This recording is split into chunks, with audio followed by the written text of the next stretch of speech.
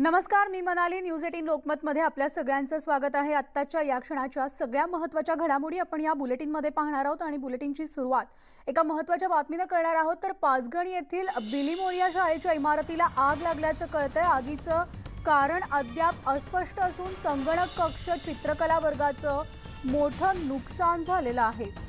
तर आपण पाहतोय आत्ताची ही ब्रेकिंग बातमी आहे, ती म्हणजे पाचगणी येथील बिलीमोरिया शाळेच्या इमारतीला आग लागलेली आहे. यामध्ये संगणक कक्ष आणि चित्रकला वर्गाचं मोठं नुकसान झालेलं आहे. आगीचं कारण मात्र अद्याप अस्पष्ट आहे. आमचे प्रतिनिधी किरण मोहिते आपल्यासोबत आहेत. किरण, नेमकं आगीचं कारण काही कळलंय का?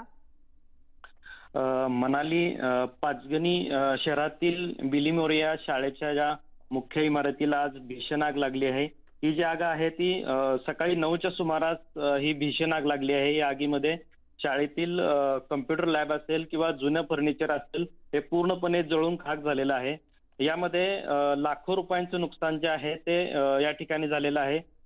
सुदैवाची गोष्ट म्हणजे ही जी शाळा आहे ती निवासी शाळा होती. या ठिकाणी मुलं जे आहेत ती वास्तव्यास असतात. मात्र कोरोनामुळे शाळेतील सर्व मुलांना जी आहे ती सुट्टी देण्यात आलेली होती. त्यामुळे या ठिकाणचा मोठा अनर्थ जो आहे तो टळलेला आहे. मात्र या ठिकाणी जे शाळेतील काही स्टाफ होते आणि त्यांची मुलं होती या ठिकाणी राहायला होती. आग लागल्यानंतर ही सर्व जे आहेत ते बाहेर पडली. मात्र ही जी आग आहे आग विझवण्यासाठी महाबळेश्वर, वाई आणि पाचगणी शहरातील अग्निशामक दलाच्या जवळपास 4 गाड्या आहेत ती आग विझवण्याचा प्रयत्न करत होत्या. मात्र तब्बल 2-3 तासानंतर ही जी आग आहे ती आग आटोक्यात आलेली आहे. मनाली. किरण, धन्यवाद या संपूर्ण माहितीबद्दल. तर आपण ही दृश्य पाहतोय, पाचगणीमधली बिलीमोरिया शाळेची ही दृश्य आहेत. मुख्य इमारतीला आग लागलेली होती. आगीचं कारण अद्याप अस्पष्ट आहे. मात्र सुदैवानं लॉकडाऊन आहे आणि त्यामुळे या ठिकाणी कोणीही विद्यार्थी वास्तव्यास नव्हतं. सगळ्यांना सुट्टी देण्यात आलेली होती आणि काही शिक्षक तिथे राहत होते. आग लागल्याचं कळताच सगळे सुखरूप बाहेर पडलेले आहेत आणि आग विझवण्यात सुद्धा अग्निशमन दलाला यश आलेलं आहे. आणि यानंतर बातमी आहे MIDC संदर्भातील. राज्यातील सगळ्यात मोठी MIDC म्हणून ओळख असलेल्या जुन्नरच्या चाकण MIDC मधल्या कंपन्या अद्यापही सुरू झालेल्या नाहीयेत. 20 एप्रिलपासून राज्यात अंशतः लॉकडाऊन उठवलेला असून उद्योग व्यवसाय सुरू करण्याची परवानगी दिली आहे. मात्र तरी देखील चाकण MIDC मधल्या कंपन्या दुसऱ्या दिवशी देखील सुरू झालेल्या नसून याच MIDC मधून रियालिटी चेक केल्या आमचे प्रतिनिधी रायचंद शिंदेनं. IBN लोकमतच्या रिॲलिटी चेकमध्ये आपण आहोत पुणे जिल्ह्यातील चाकण MIDC मध्ये. चाकणमध्ये 4 फेज आहेत सगळ्या कंपन्यांच्या आणि याचबरोबर रांजणगाव ही एक मोठी MIDC आहे. त्या ठिकाणी सुद्धा अनेक कंपन्या आहेत. राज्य शासनाने खरं तर 20 तारखेपासून अनेक कंपन्यांना सुरू करण्यासाठी परवानगी दिली होती. यामध्ये कोणत्याही कंपन्या सध्या तरी चालू करण्याची रिस्क घ्यायला तयार नाही आहेत. कारण आहे तसं आहे, कारण या सर्व कंपन्यांचं व्यवस्थापन आहे हे सगळं पुण्यामध्ये राहणार आहे. हे जे काही अधिकारी आहेत हे सगळे पुण्यामध्ये राहणार आहेत आणि कामगार वर्ग ग्रामीण भाग आणि शहरी भागामध्ये आहे. रेड झोनमध्ये हा सगळा एरिया येत असल्यामुळे या कंपन्या सुरू करायला तयार नाही आहेत. त्याचं कारण हे तसंच आहे, कारण या कंपन्यांमध्ये ज्या राज्य शासनाचे जे नियम आहेत त्यानुसार आलेले जे कामगार आहेत त्यांना राहण्याची आणि जेवणाची त्याच ठिकाणी सोय करायची, त्यांना घरी पाठवायचं नाही आहे. आणि अशी तरी व्यवस्था कोणत्याही कंपनीकडे सध्याच्या काळामध्ये नाही आहे. त्यामुळे या सगळ्या कंपन्या राज्य शासनाच्या या सगळ्या नियमांना पाळून सुरू करण्यास तयार होत नाहीत. 3 मेला हे लॉकडाऊन पूर्णतः उठणार आहे अशी चर्चा आहे. यानंतर या सगळ्या कंपन्या सुरू होतील अशी अपेक्षा व्यक्त केली जाते. कॅमेरा पर्सन स्मिता शिंदेसह रायचंद शिंदे, न्यूज 18 लोकमत, चाकण. आणि यानंतर बातमी आहे मावळमधली. मावळ तालुक्यातील उरसे तसंच तळेगाव MIDC अद्याप बंद ठेवण्यात आलेली आहे.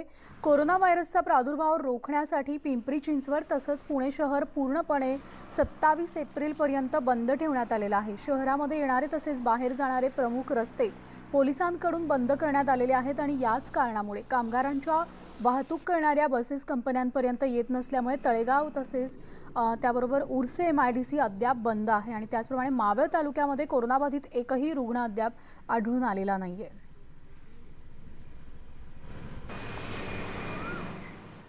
20 एप्रिलनंतर कोरोना व्हायरसचा प्रादुर्भाव कमी होईल, जनजीवन पूर्वपदावर येईल आणि उद्योगधंदे सुरू होतील असं वाटत असताना पिंपरी चिंचवड तसेच पुणे परिसरात कोरोनाचं संकट अधिक गडद होत गेलं। परिणामी शहरात येणारे सर्व रस्ते पोलीस प्रशासनाकडून बंद करण्यात आले। याच कारणाने मावळ तालुक्यातील MIDC आहेत ते अद्यापही बंदच आहे। तळेगाव MIDC असेल तसेच उर्से MIDC असेल या प्रशासनाकडून पूर्णपणे बंद करण्यात आलेले आहेत। मावळ तालुक्यातील JCB, L&T, general motor, power grid यासारख्या मोठमोठ्या कंपन्या तसेच लघु उद्योग पूर्णपणे बंद आहेत। प्रशासनाकडून खबरदारीचा उपाय म्हणून तळेगाव MIDC मध्ये जाणारे सर्व रस्ते बंद करण्यात आले आहेत। परिणामी कामगारांच्या ज्या बसेस आहेत ते कंपन्यापर्यंत येत नसल्याने कंपन्या अद्याप सुरू झालेल्या नाहीत। त्याचप्रमाणे लघु उद्योग जे आहे तेही सुरू झालेले नाहीत। अद्याप कोरोनाचा जो एकही रुग्ण आहे तो मावळ तालुक्यात आढळलेला नसल्याने पोलिसांकडून तसेच प्रशासनाकडून खबरदारीचा उपाय म्हणून MIDC जे आहे ते अद्याप बंद ठेवण्यात आलेले आहे। व्हिडिओ जर्नलिस्ट इम्रानसह न्यूज 18 लोकमतसाठी अनिश शेख, मावळ। तर आता पुण्यात संचारबंदी आणखी करण्यात आलेली असून तरी देखील त्याचं गांभीर्य जे आहे ते अनेकांना समजत नाहीये। सिंहगड रस्ता, वडगाव धायरी पूल या परिसरामध्ये बाहेर पडणाऱ्या अनेकांना पोलिसांनी चांगलाच दणकाही दिलाय। तर या सगळ्यांना पोलिसांनी रस्त्यावर बसून प्रतिज्ञा घ्यायला लावली आणि संचारबंदी असताना मी मूर्खासारखं बाहेर पडलो, परत मी असं वागणार नाही, मी कोरोना घरी घेऊन जाणार नाही, पोलीस प्रशासनाला सहकार्य करेन आणि इतरांनाही सांगेन अशी प्रतिज्ञा या सगळ्यांना घ्यायला लावली आहे। मी कोरोना घरी घेऊन जाणार नाही, कोरोनाचे संकट असताना सुद्धा मी मूर्खासारखा बाहेर आलो होतो, माझी चूक मला मान्य असून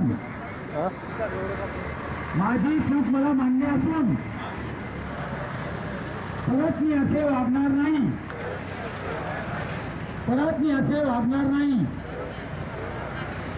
पोलीस आणि प्रशासनाला सहकार्य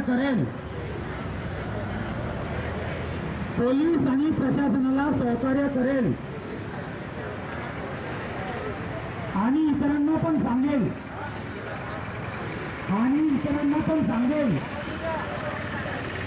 मी कोरोना घरी घेऊन जाणार नाही,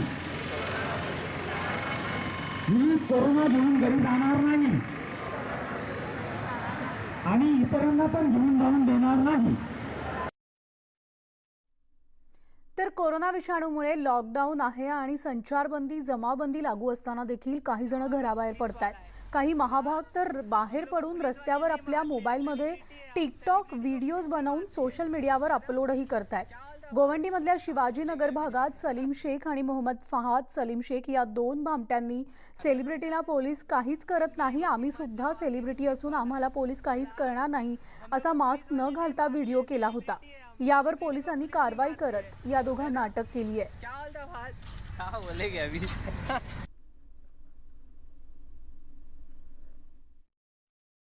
तो मैं सॉरी बोलना चाहूँगा मुंबई पुलिस को, और मेरे वजह से दूसरे लोग भड़क रहे हैं, है ना फहद, और मैं दिल से सॉरी बोल रहा हूँ, ये मैं ज़िंदगी में दोबारा नहीं करूँगा। सॉरी, और मास्क पहने और रूल्स का पालन करें, लॉकडाउन को, और अपने घर पे।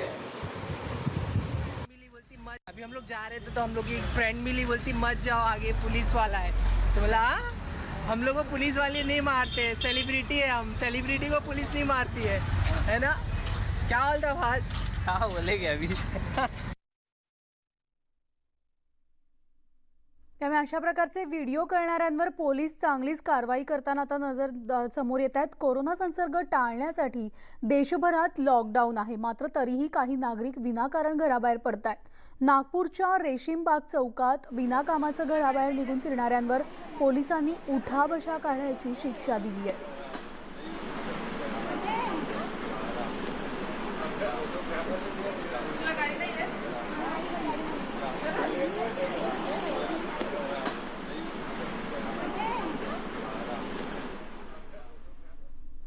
तर मुंबई पुण्यामध्ये नियमांची कठोर संचारबंदीच्या नियमांची अंमलबजावणी आणखी कठोर करण्याचे आवाहन राष्ट्रवादीचे अध्यक्ष शरद पवार यांनी केले। महाराष्ट्रात वाढणारा आकडा थांबवायचा कसा यासाठी उपाययोजना कराव्या लागणार असल्याचं त्यांनी म्हटलंय आणि केंद्राच्या सूचना पाळण्याची खबरदारी आपण घेतली तर कोरोनावर मात करू शकतोय आणि या काळात आपण जर खबरदारी घेतली तर 3 मे नंतर परिस्थितीमध्ये बदल होणार असल्याचं सुद्धा त्यांनी म्हटलंय.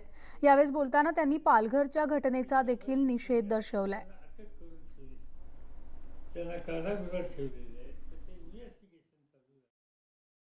जे काही पालघरला झालं त्याचा आणि कोरोनाचा कवडीचा संबंध नाही. त्याचा जो काही संबंध असेल त्याची सखोल चौकशी करण्याच्यासाठी मुख्यमंत्र्यांनी जी काही नेमणूक करायची त्या वरिष्ठ अधिकाऱ्याची नेमणूक केलेली आहे. प्राथमिक चौकशीमध्ये जे लोक त्याच्यामध्ये आहेत असं प्रथम त्याची दिसलं ते 100पेक्षा जास्त लोकांना अटक करून ठेवली, त्यांना कारागृहात ठेवलेलं आहे. त्याचं इन्व्हेस्टिगेशन चालू झालेलं आहे. जे प्रकार घडल्याच्या नंतर काही तासाच्या आत राज्य सरकारने आणि पोलीस दलाने त्या संबंधीची खबरदारी घेतली आणि अक्षरशः दुसऱ्या दिवशी त्याचे संबंधित लोक अरेस्ट करण्याच्या बद्दलची काळजी घेतली. जे काही घडलं ते चांगलं नाही, ते घडायला नको होतं. पण असा एखादा दुसरा प्रकार गैरसमजुतीतनं घडला तर लगेचच जाऊन राज्याची कायदा सुव्यवस्थेचा ढासळी किंवा वनी राजीनामा द्यावा अशा प्रकारच्या मागण्या ह्या होतात. त्या मला स्वतःला असं आपण पॉलिटिकली जो काही संघर्ष असतो, काही गेम सेटल करायचा असतो तो करूया त्यावेळेला. पण आजची ही वेळ नाही आहे. आज कोरोनाच्या परिस्थितीला एकजुटीनं एका विचारानं तोंड देण्याच्या बद्दलची आवश्यकता आहे. महाराष्ट्रासारख्या राज्यामध्ये 223 लोक मृत्यू पडले,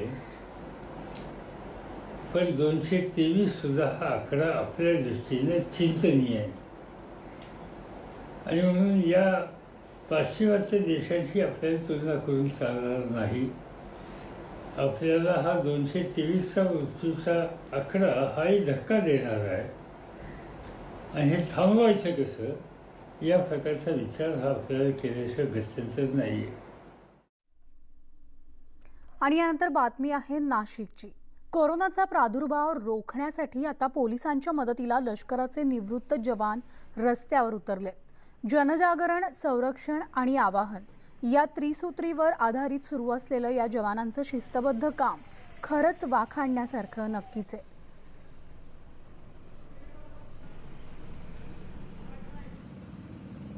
देशाची सीमा असो का देशात उद्भवलेली आपत्कालीन परिस्थिती, सैन्य दलाचे जवान हे अहोरात्र सीमेवर तैनात असतात. आता कोरोनाचा प्रादुर्भाव आपल्या देशाच्या सगळ्या भागात वाढल्यामुळे अनेक जवान हे पोलिसांच्या मदतीला अक्षरशः रस्त्यावर सुद्धा धावून आले. आपण बघतोय की आपली सैन्य दलाची सेवा बजावल्यानंतर जे माजी सैनिक म्हणून सुद्धा आहे, या माजी सैनिकांच्या माध्यमातूनही शहरातल्या प्रत्येक भागामध्ये आपली सेवा बजावली जाते. प्रत्येक पोलिसाच्या साथीला, प्रत्येक कर्मचाऱ्याच्या जोडीला ही सगळी मंडळी या ठिकाणी रस्त्यावर उतरली आहे. प्रत्येकाची जनजागृती करताय, प्रत्येकाला आवाहन करताय, विनम्रपणे प्रत्येकाला कोरोना प्रादुर्भाव रोखण्यासाठी काय करणं आवश्यक आहे ते सुद्धा ते प्रत्येकाला सांगताय. आणि महत्त्वाचं हेच आहे, हाच आहे खरा एकोपा, हीच आहे आपल्या खऱ्या देशाची ताकद, की प्रत्येक जण जो उतरत असतो मैदानात, ते जंग कोणतीही असो, मग ती सैन्य दलाच्या माध्यमातून रस्त्यात केली जाणारी जंग असो का ती जंग या कोरोनासारख्या माहीत नसलेल्या शत्रूच्या विरोधामध्ये उतरलेली एक वेगळी प्रकारची लढाई असो. कधी बायोलॉजिकल का वॉर असतं तर कधी अक्षरशः जमिनीवरचं वॉर असतं. पण याच बायोलॉजिकल वॉर, या कोरोना नावाच्या विषाणूला हरवण्यासाठी आज हे सगळे जवान सुद्धा रस्त्यावर उतरले. आपण बोलूया त्याची. दादा, तुम्ही सैन्य दलात सेवा बजावलेले आज सगळे सैनिक या ठिकाणी उतरले आहात. काय सेवा करताय, काय लोकांना आवाहन करताय, काय जागृती करताय? आम्ही लोकांना हेच सांगतोय की तुम्ही घरात राहून आपली स्वतःची सेफ्टी घ्या आणि दुसऱ्यांचं जीवन पण तुम्ही सुरक्षित ठेवा, हीच माझी त्यांच्याकडनं अपेक्षा ठेवतो. आणि मी प्रत्येक व्यक्तींना, भारताच्या प्रत्येक व्यक्तीला मी हे सांगायचं इच्छितो की त्यांनी घरात राहून आपल्या स्वतःची सेफ्टी, आपल्या मुलाबाळांची सेफ्टी, आपल्या जगाची सेफ्टी, आपल्या देशाची सेफ्टी, आपल्या गावातल्या लोकांची सेफ्टी ही सगळ्यांनी आपल्या मनापासून केली तर हे करोना जे व्हायरस आहे हे काही काळानंतर पळून जाणार आहे, काही काळानंतर पळून जाणार. बस माझी हीच विनंती आहे की सगळ्यांनी घरी राहा, सुरक्षित राहा. घरी राहा, सुरक्षित राहा, कृतीने मंत्र आज सैन्य दलाचे जवान सुद्धा प्रत्येक ठिकाणी देतात. आणखी महत्त्वाचं हेच आहे की या माध्यमातनं जो संदेश देण्याचा त्यांचा प्रयत्न आहे, जी सेवा बजावत असताना लोकांना आवाहन करण्याचा जो प्रयत्न आहे, तो प्रत्येकाने काळजी घेणं आवश्यक आहे. प्रत्येकाच्या आरोग्याची काळजी घेण्यासाठी सैन्य दलाचे जवान सुद्धा आता रस्त्यावर उतरले आहेत. व्हिडिओ जर्नलिस्ट हेमंत बागुलचा प्रशांत बाग, न्यूज 18 लोकमत, नाशिक. ब्रेकनंतर पुन्हा एकदा आपलं स्वागत. आणि आत्ताच एक ब्रेकिंग बातमी येते. बातमी आहे विरोधी पक्षनेते देवेंद्र फडणवीस यांनी राज्यपाल भगतसिंग कोश्यारी यांची भेट घेतलेली आहे.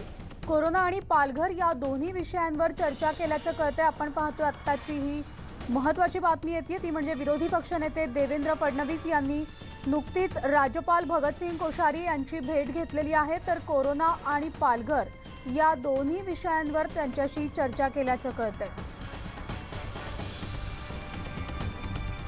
आपण अधिक माहिती जाणून घेऊयात. आमचे प्रतिनिधी विवेक कुलकर्णी आपल्यासोबत आहेत. विवेक, आपण पाहतोय राज्यामध्ये कोरोनाचा विळखा असताना यावर खरं तर गेल्या काही दिवसांपासून विरोधकांकडून देखील टीका केली जाते सरकारच्या भूमिकेवर. मात्र नुकतीच भगतसिंग कोश्यारी यांची भेट घेतलेली आहे देवेंद्र फडणवीसांनी कोरोना आणि पालघर विशेषतः या दोन्ही विषयांवर चर्चा करण्यासाठी. म्हणाले आपल्याला माहिती आहे की कोरोनाचा मुद्दा सध्या खूप महत्त्वाचा आहे. त्यासोबतच पालघरमध्ये 3 जणांची जमावानं हत्या केली, या दोन्ही संदर्भात राज्याचे विधानसभेचे विरोधी पक्षनेते देवेंद्र फडणवीस यांनी राज्याचे राज्यपाल भगतसिंग कोश्यारी यांची भेट घेतली आणि चर्चा केली.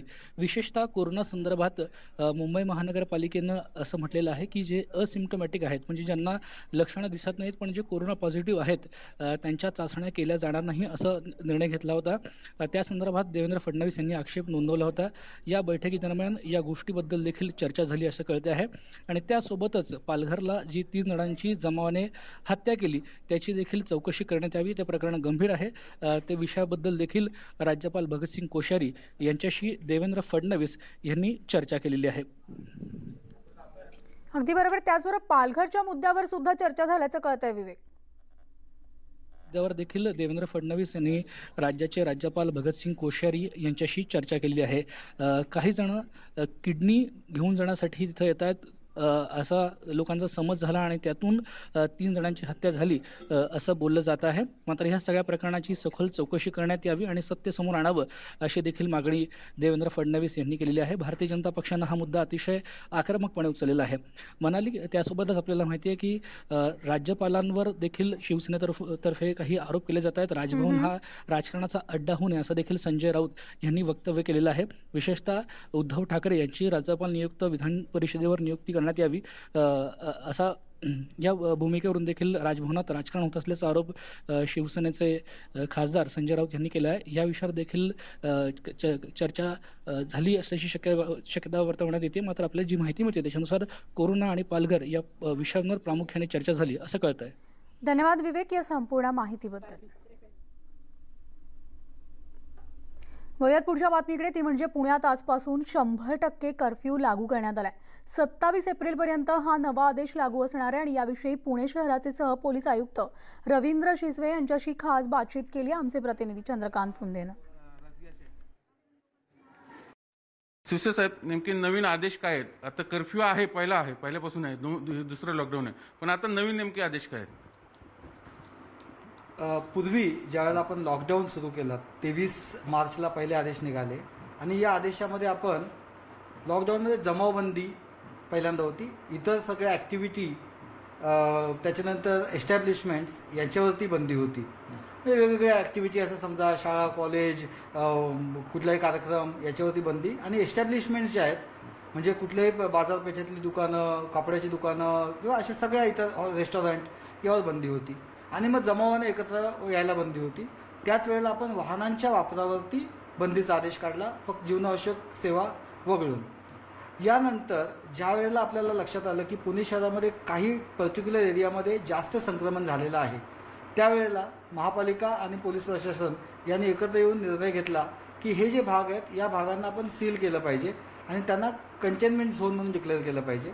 आणि मग तसे आदेश यापूर्वी निघाले आणि ते आदेश निघाल्यानंतर असे 2 वेळा आदेश निघाले. पहिल्या टप्प्यामध्ये 4 पोलीस स्टेशन हद्दीतील 5 भागामध्ये आपण कंटेनमेंट झोन तयार केले कारण तिथे जास्त प्रादुर्भाव होता आणि त्या ठिकाणी आपण पूर्वीचा जो आदेश होता त्या आदेशामध्ये वाढ करून आपण संचारबंदी डिक्लेअर केली की दिवसाचे फक्त 2 तास आपण जीवनावश्यक वस्तूंची दुकानं सुरू ठेवली आणि इतर वेळेला सर्व दुकानं बंद राहतील आणि संचारबंदी असेल. आपल्याला माहिती लोक मॉर्निंग वॉकच्या नावाखाली बाहेर पडतात अजूनही, किंवा दुधाची पिशवी याच्याच कारणासाठी गॅसची टाकी घेऊन फिरतात.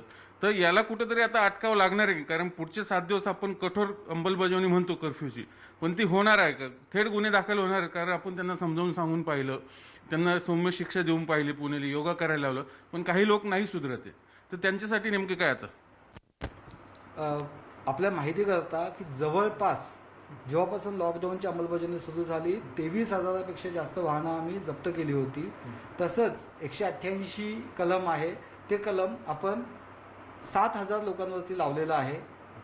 अनेकांना आपण नोटिसेस दिल्या होत्या, कारण काही वेळेला गर्दी असते आणि त्यावेळेला एखाद्याचं कारण आहे ते संयुक्तिक आहे की नाही हे पाहण्यासाठी आपण नोटिसेस दिल्या, परंतु कारवाई झालेली आहे.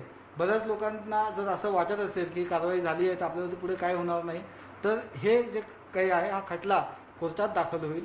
अशा काही खटले दाखलही झाले, कोर्टानं शिक्षा द्यायला सुरुवात केलेली आहे. शेवटचा एक प्रश्न, IT इंडस्ट्री आहे पुण्यामध्ये, आपल्याला IT हब आहे, त्याचं थोडं कन्फ्युजन आहे, सुरू राहणार आहे की नाही नेमकी, कारण पिंपरी चिंचवड दोन्ही शेजारी महापालिका आहेत. याबाबत यापूर्वीच निर्देश दिलेले आहेत. अनेकांनी वर्क फ्रॉम होम सुरू केलेलं होतं. काहींना त्यांच्या अत्यावश्यक ज्या काही होत्या म्हणजे सिस्टीम बंद पडू नये याच्याकरता काही प्राधिकृत पास दिलेले होते, तर ते सुरू राहतील. अन्यथा मेजॉरिटी IT कंपनी आहेत ह्या वर्क फ्रॉम होमला गेलेल्या होत्या. त्यांनी मधल्या काळामध्ये पोलिसांकडून पास घेऊन त्यांच्या जे स्टाफ होता त्या स्टाफला त्यांचे जे लॅपटॉप्स वगैरे पुरवण्यासाठी, सिस्टीम्स पुरवण्यासाठी आमच्याकडनं वाहनांचे पास मागितले, आम्ही ते दिले, तेही पोहोचलेलं आहे. आणि त्यानंतर समजा एखाद्या मोठ्या कंपनीमध्ये त्यांचा सर्व्हर वगैरे असतो, तर सर्व्हर मेंटेनन्ससाठी काही लोक असतात, तर त्याच्याकरता जे बेअर मिनिमम आहे त्याला लोकल लेवलला ते कोऑर्डिनेट करून ते त्या व्यवस्था केलेली आहे. Video journalist Nikhil Karandikar